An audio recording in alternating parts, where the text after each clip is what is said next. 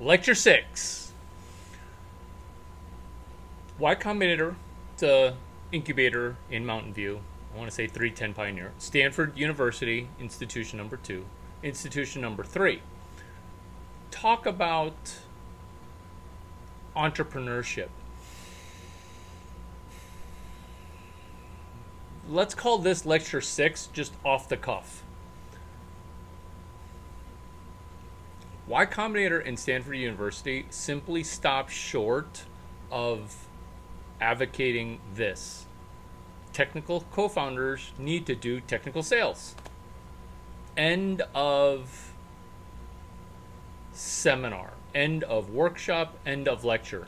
Now you can just relax because I've given you the penultimate top of the top, which is that Stanford and Y Combinator will not advocate tech sales as a founder, where the founder should just magically sell, magically hire a VP of sales, even though there is a mountain of evidence that says once you hire a VP of sales, founders are likely to get fired.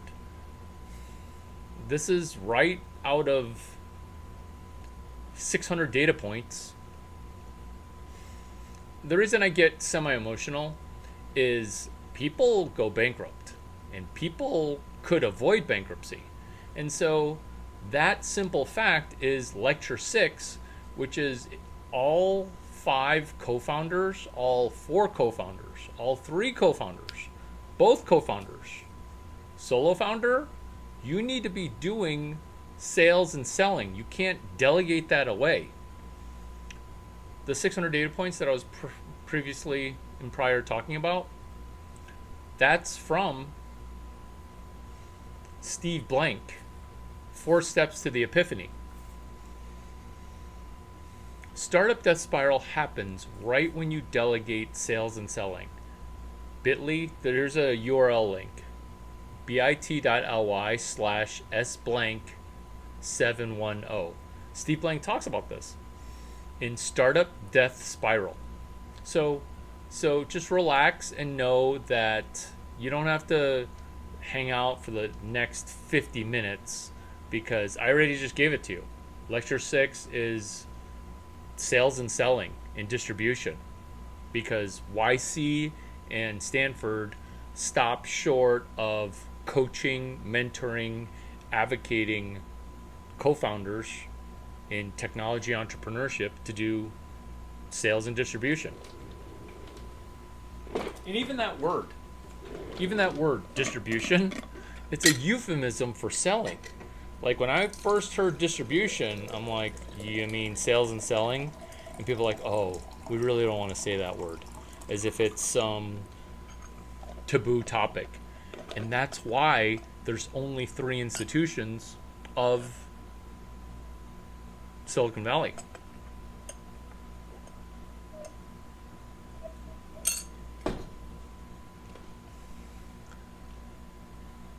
There have been attempts by Stanford and Y Combinator to attack this problem of startups don't take off by themselves.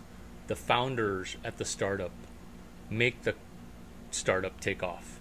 So stuff doesn't magically go viral. The founders do things that don't scale. And if that sounds like me quoting lecture 2 CS183B, you're entirely correct. Right out of the gate for the Stanford University class, YC taught without Larry Chang is a class called Startup.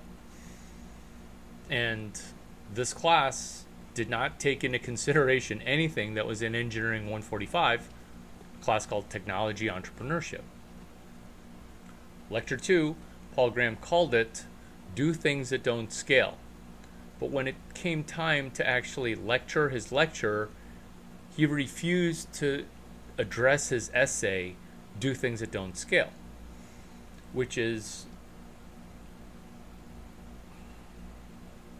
forcing the founder to do sales and selling. It wasn't until question number 13. Now, why doesn't YC and why doesn't Stanford advocate sales and selling? Because it's so unpopular for when somebody goes through engineering school to then say, oh, by the way, you're going to need to sell things like a car salesman. Because what happens is you get a lot of abuse from customers, and you get a lot of pushback from prospects. And when I say pushback, they're kind of calling you names that aren't very nice. But that's what happens when you're a salesperson, is you're having to champion over objections. And so do things that don't scale but have momentum is DTTDSBHM, because that's the 5th Stephen Blank article. So Steve Blank has 4 blog posts that are all along the lines of Startup Death Spiral, Startup Death Spiral Part 2, Startup Death Spiral Part 3. And then he doesn't go into Part 5 to solve Startup Death Spiral. And I asked him time and time again, hey, Professor Blank, Columbia, Cal, and Stanford, will you write the concluding piece called Startup Death Spiral Solved? He refused, so I went ahead and wrote it for him, and I DJ'd it to Paul Graham's Do Things That Don't Scale. Because you want to do these things that don't scale, these distribution tasks, but also have momentum. Steve Blank also has an article called Trade Show Like You Mean It.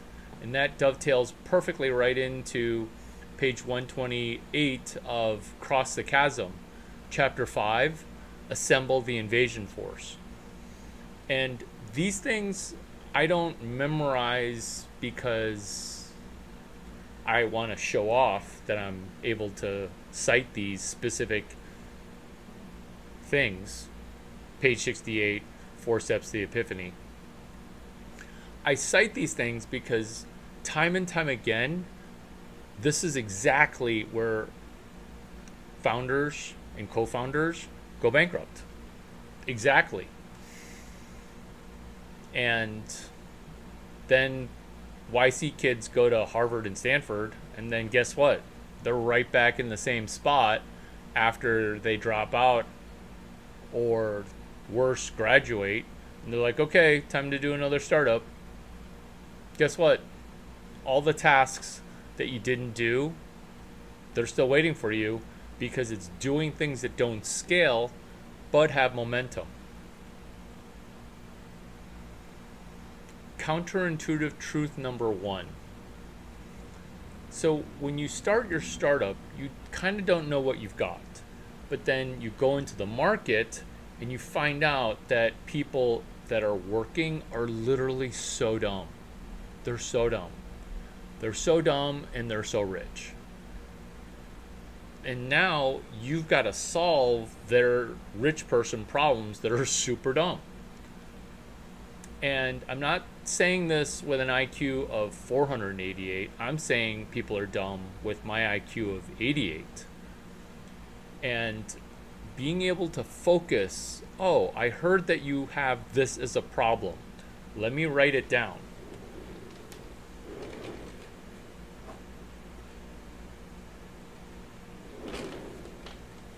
Let me write it down. And then after I write it down, I want to make sure that I wrote it down correctly. And people are just flabbergasted when you, as a tech salesperson, take paper notes. And then you say, do I have this problem mapped out correctly?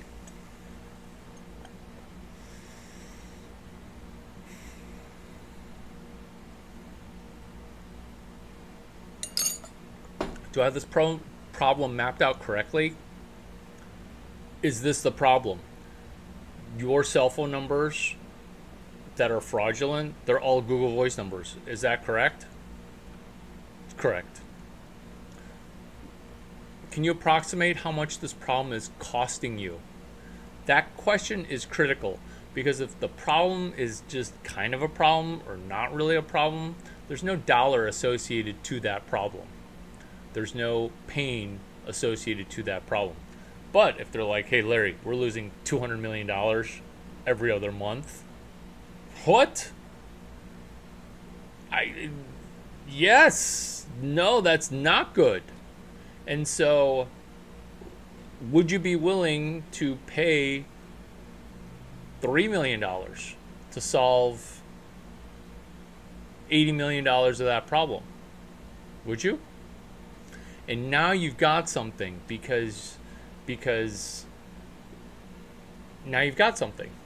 Can you tell that, like, vagina gets in the way? Because when vag messages pop, like, it's literally like throwing a curveball.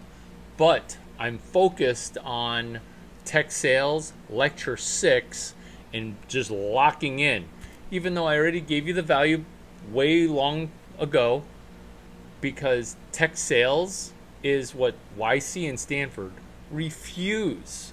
In fact, that's why we are redoing Lecture 6, because Stanford deleted my mentor's content. What the F?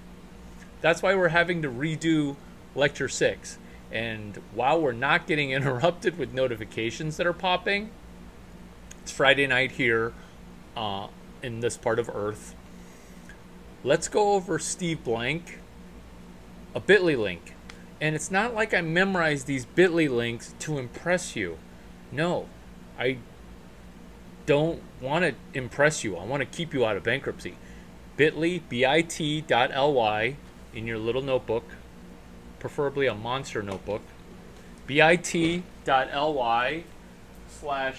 blank 711. Bitly s blank 711.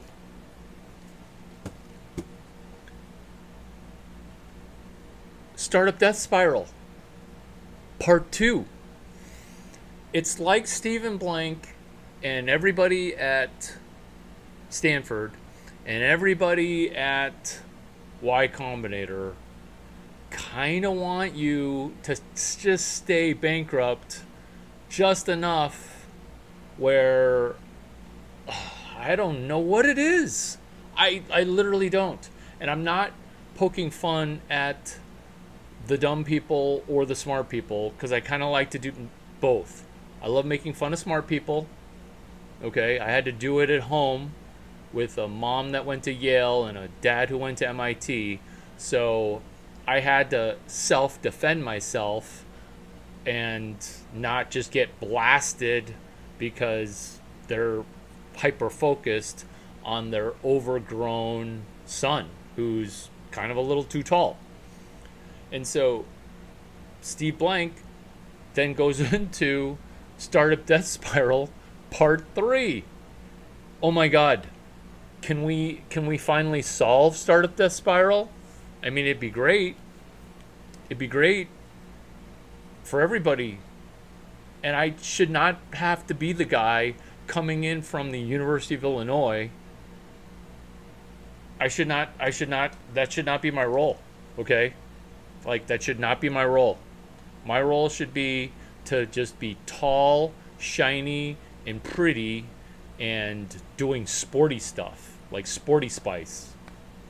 That should be my role. Go to a basketball game. Go to a baseball game. Or 60. Go to bowl games for Stanford football.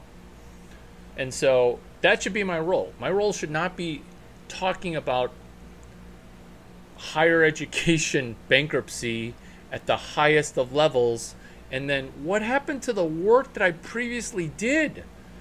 It was good work, and you're gonna delete it?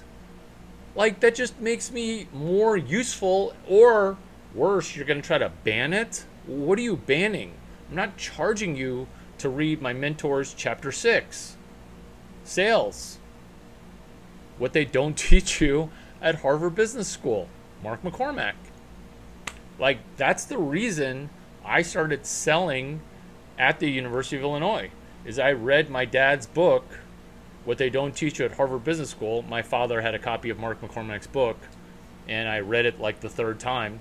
And I'm like, oh, well, I can't get an engineering internship summer after my freshman year.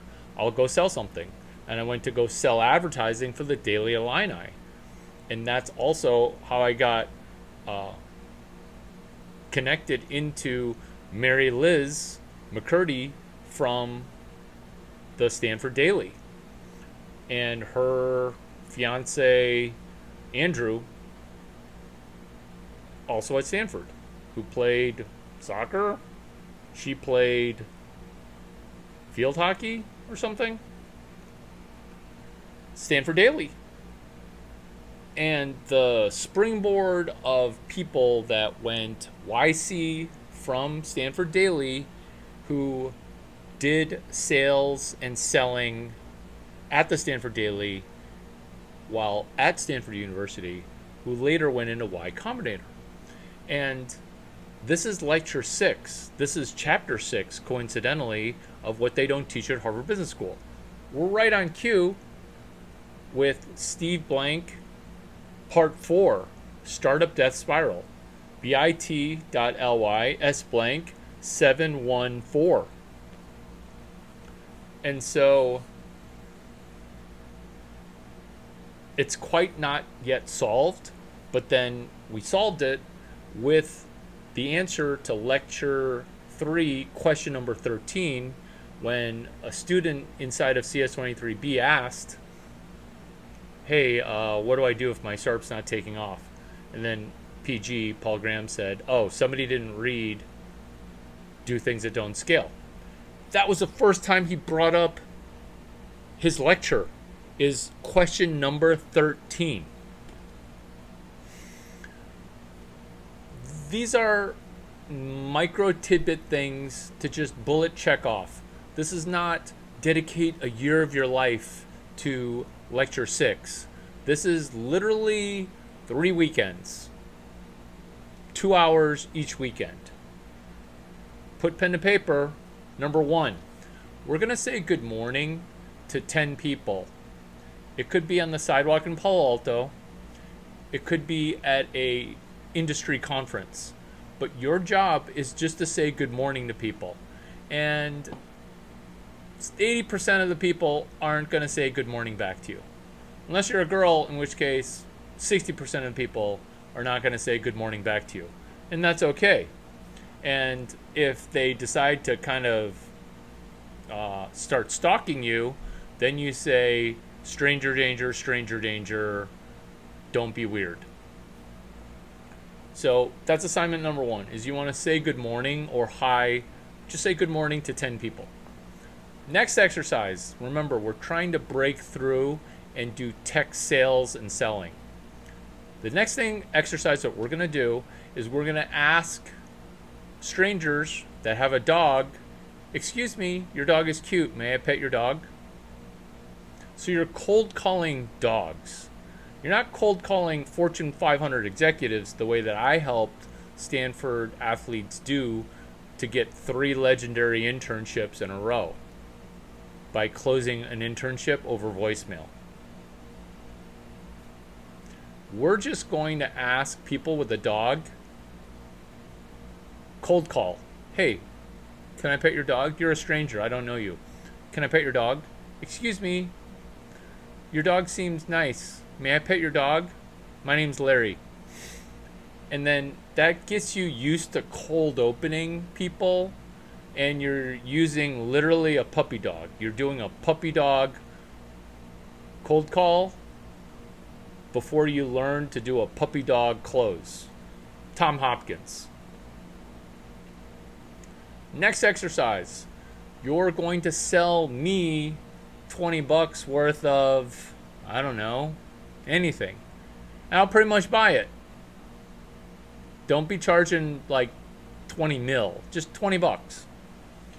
Next thing you're going to do, because selling me should be pretty easy. But let's say you're kind of shy and you don't want to show me your phone number, or you don't want to sell the easiest person in the world to sell. That's okay. Sell a person a $20 notebook. Problem: is your smartphone ruining your brain? Solution: take 2 pages of notes per month. Cool, right? Is that a problem that is like $100 problem for you? Would you pay $20 to solve it? Maybe. Okay. So how about you pay me $20 for this monster notebook? Why don't you pay me $20 for this monster notebook? And then if you take 2 pages of notes, I'll give you $20 back. So here's the deal. You buy a notebook from me for $20. This is you talking. You buy a notebook from me for $20, and then you take a page of notes, and then you post it to Instagram. I don't know. Text it to me. And then after you take that page of notes, I will give you $10. And then if you take one more page of notes, I'll give you another $10 back. What have you done? You've basically given away something for free, but you've sold them on $20, and you've practiced hunting for solutions. So your goal is to get off of 0 sales, because it turns out 80% of companies that go bankrupt never sold dollar number 0. So they're literally at 0. And lecture 6, 0 to 1 is a book. My mentee, Peter Thiel, wrote it. In it, he skips 2 things. Yeah, I know. I mentored him when I was like 2, and he was like 30. I do lie about my age, but you know what?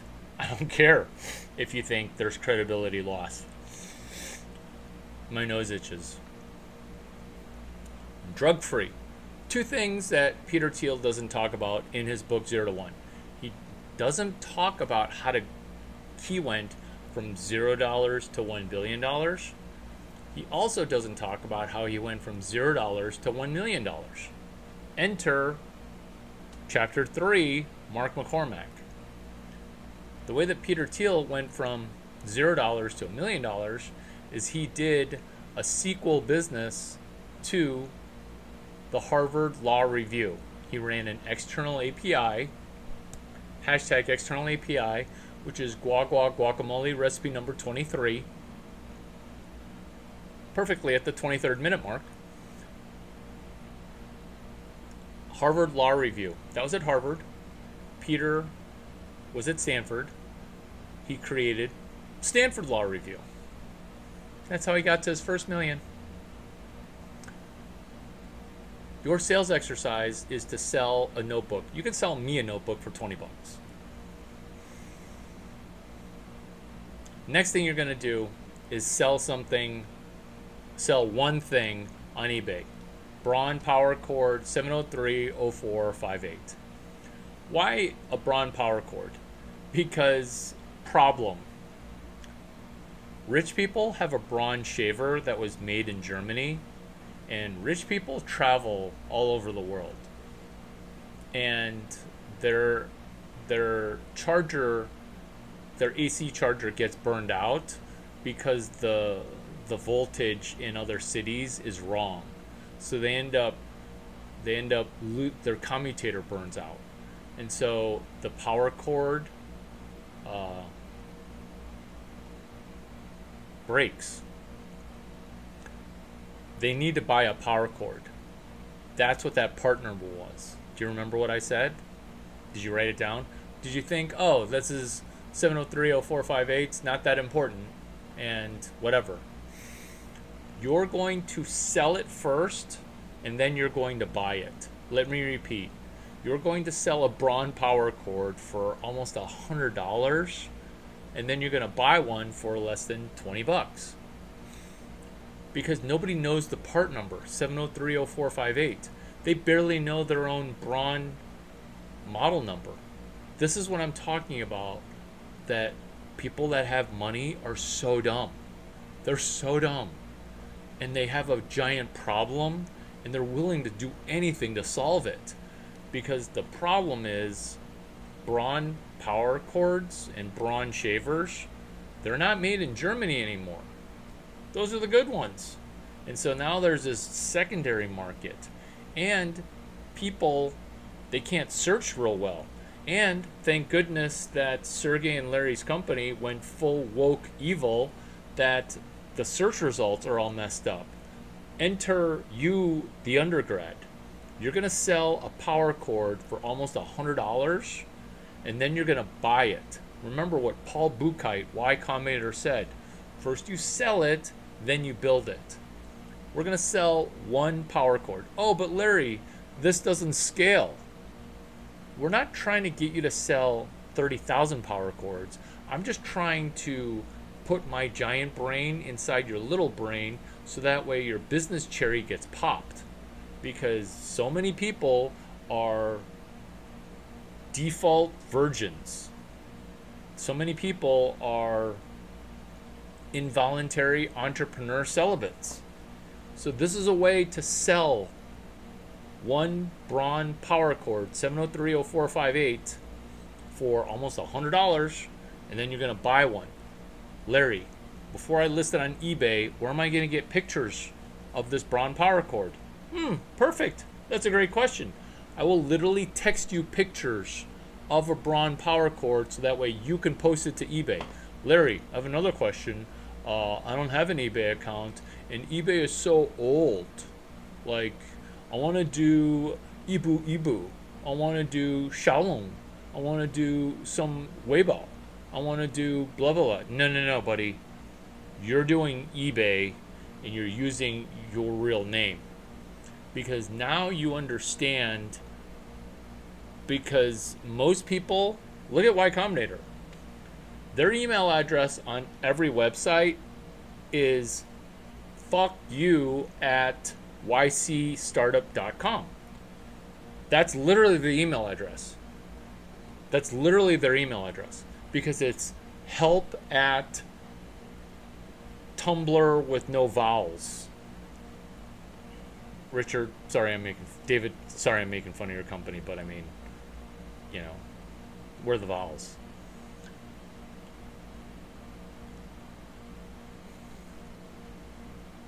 Help at duck9.com or team at duck9.com. That doesn't instill confidence. That makes people angry. And they're just like, oh, nobody's going to read this email. That's why my phone number is everywhere, because you want to do what Justin Kan says within Justin Kan, within Lecture 8, CS183B, Lecture 8, Justin Kan. He started Justin.tv, and then he started Twitch, and he sold it for $970 million, which is the most Asian number ever, because he didn't sell it for $1 billion. Well, now it's $1 billion because the Amazon stock went up, but still.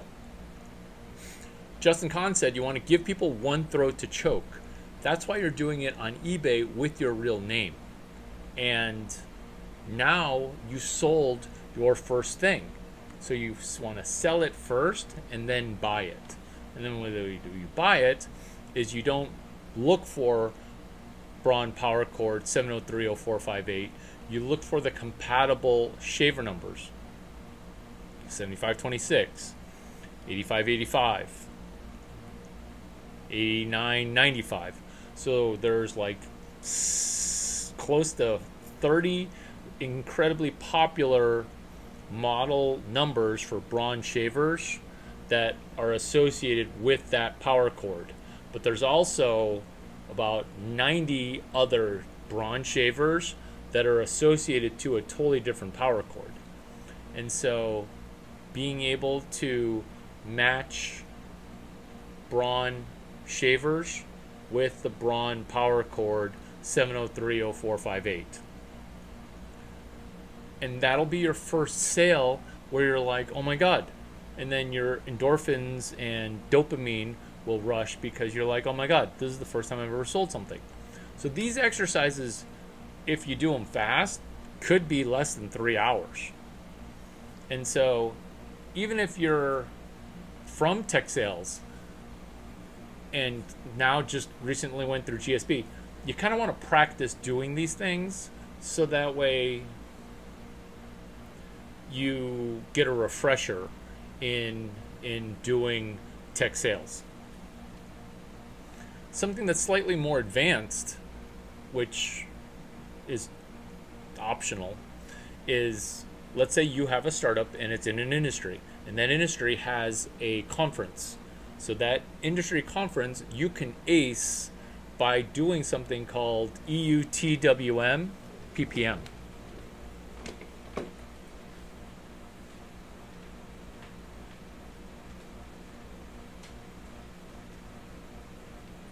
So at a conference, you want to engineer up a tidal wave of momentum, perpetual promotion machine, EUTWM PPM.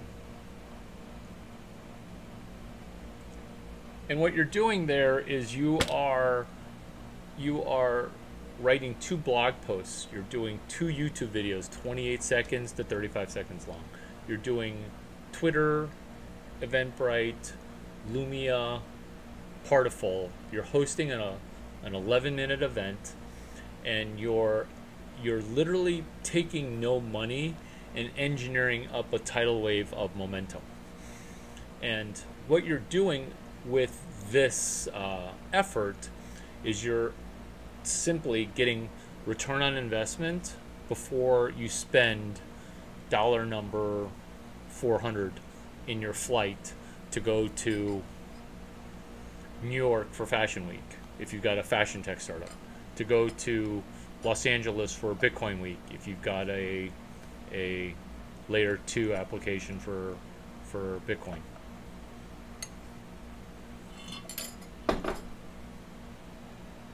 You're also running the other 2 sides of the triangle, which is external API and also lead generation. I wrote it on a whiteboard. I didn't want it to erase because I use it so often that I don't even draw it up. But maybe I should draw it up so that way it seems more impromptu. But those are the 3 sides of the triangle. EUTWM PPM across the top, lead generation, and external API. And an external API is critical in Chapter 6, Sales and Selling, because you are DJing your attempt to cross the chasm with something else that has already crossed the chasm. No startup exists in and of itself on its own. Do these things help? Feels like they've helped. How do you feel right now? Do you feel like after I took the pressure off, you're able to just play and learn? Do you like the theory of actually trying to sell one? Was a great meeting. It was good meeting you. This is basically how to not go bankrupt doing your startup.